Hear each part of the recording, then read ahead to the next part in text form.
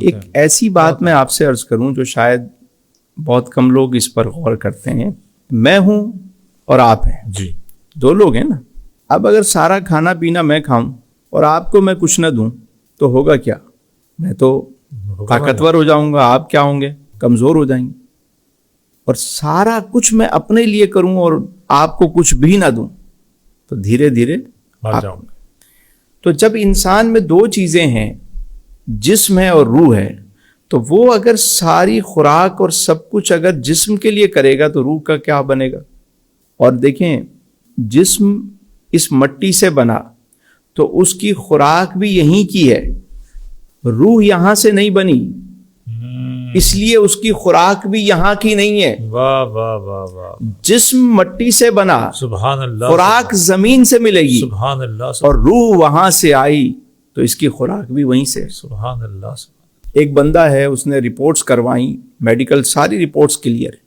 وہ کہتے ہیں جی آپ کو کچھ بھی نہیں ہے بابا، ٹھیک ہے آپ بہترین ہے، کوئی رپورٹس آپ کی ساری صحیح ہیں. وہ کہتا ہے نہیں جی میرے اندر ایک عجیب سی بے قراری ہے، بے چینی ہے، میں بہت ڈسٹرب ہوں.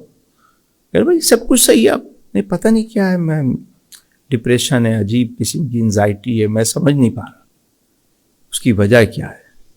وجہ یہ ہے کہ باڈی تو صحیح ہے، اس کی روح بیمار ہے. واہ. اچھا، اب کبھی کوئی کہہ بھی دینا کہ یار تم روحانی طور پہ دکھاؤ، تو وہ چلا جاتا ہے عاملوں کے پاس اور وہ اس کو لگا دیتے ہیں ٹرک کی بتی کے پیچھے کہ تم جناب بکرا دو تو صدقہ دو تو یہ کرو تو وہ کرو تو فلاں کرو. وہ اس کو دوسرے راستے پہ لگا دیتے ہیں. اصل معاملہ یہ ہے کہ روح بیمار ہے اور روح کو خوراک چاہیے، اور اس کی خوراک اللہ کا ذکر ہے. واہ واہ واہ، اس کی خوراک رزق حلال ہے، اس کی خوراک جو ہے وہ معاف کرنا ہے. واہ واہ واہ. روح کی جو خوراک ہے کہ بانٹنا ہے، اللہ کی راہ میں دینے والا بننا ہے. واہ واہ. تو جب روح کی خوراک نہیں ملتی تو روح بیمار ہونا شروع ہو جاتی. اور اس وقت جو سب سے زیادہ اینٹی ڈپریشن چیزیں چل رہی ہیں، اس کی وجہ یہی ہے کہ لوگوں کی روح جو ہے نا وہ بیمار ہے، اس کے لیے کوئی کام نہیں ہو.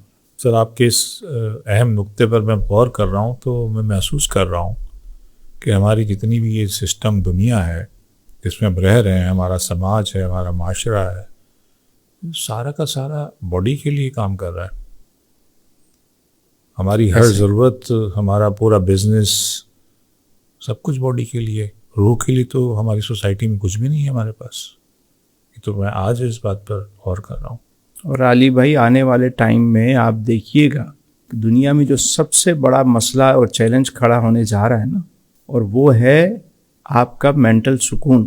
سکون دو طرح کے ہوتے ہیں، جی، اطمینان قلب، ذہنی سکون. قلبی سکون سے تو دنیا پہلے ہی واقف نہیں تھی، بلکہ اچھے بھلے لوگ واقف نہیں ہوتے کہ قلبی اطمینان کیا ہے، اطمینان قلب کیا ہے، نفس مطمئنہ کیا ہے، اس کے بارے میں تو انہیں پتہ ہی نہیں ہوتا.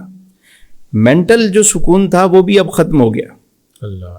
گیجٹس کی وجہ سے، یہ میٹاورس کی وجہ سے، یہ ویب 3 کی وجہ سے، یہ 5G کی وجہ سے، یہ جو اب چیٹ جی پی ٹی اور پتہ نہیں الا بلا کیا دنیا میں چیزیں آنا شروع ہو گئیں. تو اب ایک مصنوعی زندگی جو انسان جس میں ہر وقت منہمک ہے، تو اب اندر کا سکون تو پہلے ہی نہیں تھا، مینٹل سکون بھی ختم ہو گیا.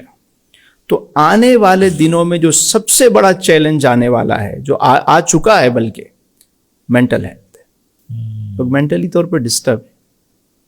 اینٹی ڈپریشن میڈیسن، سکون آور ادویات بڑھتی جا رہی ہیں. لوگ خود کش حملہ آور گھوم رہے ہیں. ذرا سا کسی کو آپ چھیڑ کے دیکھیں تو روح پر کام کرنا، روح کو اس کی غذا دینا. روحانی غذا کیا ہے؟ نماز ہے، قرآن ہے، اللہ کا ذکر ہے، خیر کے کام ہیں، معاف کرنا ہے، سچ بولنا ہے، ٹھیک ہے، بے ضرر ہونا ہے، بے غرض ہونا ہے. یہ ساری روح کی غذائیں. واہ.